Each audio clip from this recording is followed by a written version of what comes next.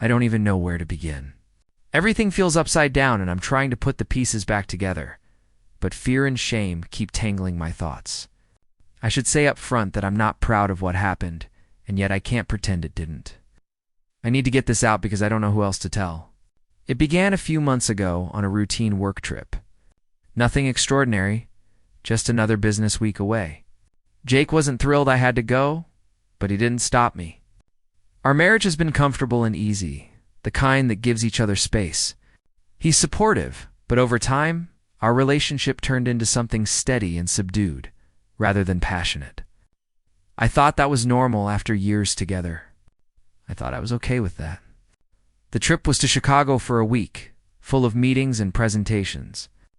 Early on, it was all work, but then I met Tom, a new hire, who I worked with on several projects. At first, we were just colleagues, trading ideas and doing the job. But as the days passed, we began spending more time together outside meetings. He was engaging, funny, and attentive in a way I hadn't felt in a long time. Conversation flowed easily. He seemed genuinely interested in what I had to say. For the first time in ages, I felt noticed. By the third evening, we were having drinks after work. We talked about our family's ambitions and little pleasures, the kind of conversation that makes you feel alive. I remember thinking how rare it had become to have a talk like that with Jake. That night, after the bar closed, we walked back toward the hotel together. We were both tipsy and something electric passed between us. In his room, the angle of our conversation shifted. It wasn't professional anymore. The air changed and tension built. I froze for a moment, part of me wanting to step away and stop whatever was happening. Another part of me wanted to feel desired again. One thing led to another, and we kissed. I told myself it was a lapse, a single-week moment, but I knew I was crossing a line. It didn't stop there. We slept together. Writing that now I feel sick with guilt with the knowledge that I betrayed Jake even though I haven't told him. At first, I tried to convince myself it was a one-off mistake, but the truth revealed itself. I had been seeking something missing in my life, and that yearning ran deeper than I had realized. The next morning, waking up in Tom's hotel room, the reality crashed over me.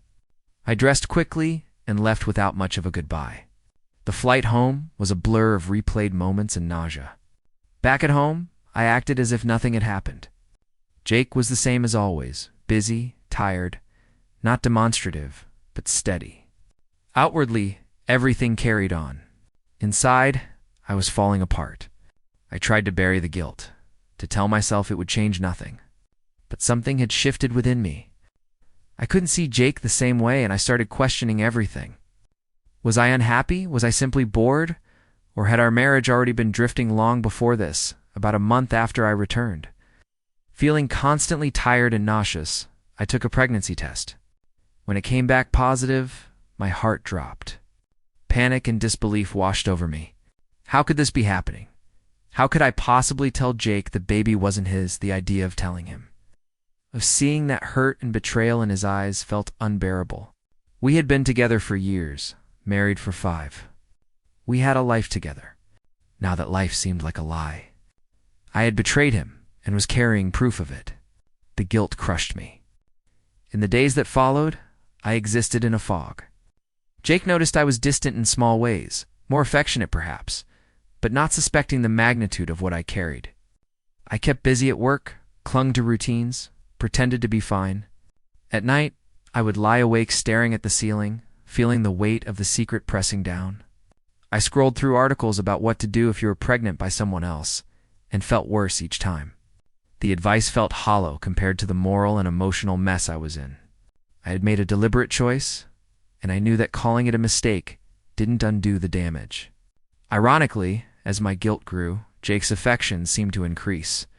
He kissed me more, asked about my day, reached for my hand. Small gestures that made me wish I could be honest and deserving of them. At the same time, thoughts of Tom continued to haunt me. I tried to distance myself, telling myself it wouldn't happen again. Yet I found myself drawn to the idea of being seen by someone who made me feel alive. I knew I couldn't live in that fantasy. I couldn't unmake what I had done. My behavior changed. I pulled away from Jake emotionally because I couldn't square my guilt with being a wife. I tried to keep up appearances, to act normal, to participate in conversation and routines, but nothing felt genuine. I felt like a fraud, and the more I tried to pretend, the more obvious my internal fracture became. The fear that Jake would discover the truth at any moment pressed on me constantly. One night, after a quiet dinner, when he noticed how off I had been, I almost told him everything. Tears came unbidden, and he asked what was wrong. I wanted to say, Jake, I made a terrible mistake, but the words wouldn't come. I let him believe I was merely tired. Later, sitting in my car and staring at the front door, I realized I couldn't hide forever. The idea of telling him filled me with dread, the shock, the disbelief, the hurt. I imagined his face when he learned the truth and felt like I might drown in shame. Finally, a few weeks after discovering I was pregnant, I told him. I tried to steady my voice and admitted I had cheated. He went pale, and the room went silent. I apologized. Explanations felt useless and small. He asked how I could hurt him like that, his voice breaking as he spoke. When I told him the baby was Tom's, he seemed to crumble. He left the room wordlessly, the door slamming behind him. I sat alone, feeling like the world had fallen away. The days after were a blur of silence and avoidance. Jake barely spoke to me. When he did, his voice was distant and raw. I couldn't sleep or eat. The future felt impossible. How could I have a child knowing I destroyed our relationship? How could I face the life we had built? I didn't know how to make things right, or if they could ever be made right. Weeks later, we remain in a fragile stasis. He hasn't left, but he is not the same. A wall stands between us that I don't know how to climb. I keep replaying every moment, searching for a way to fix what I've broken. I don't expect forgiveness. And I don't know if our marriage can survive this. All I know is the depth of my regret and the reality of the life I'm carrying inside me. A life that is a constant reminder of how far I've fallen and how much I have to live with. If you enjoyed the story, please like, share, subscribe my channel, World of Tales. I'd really appreciate your comment.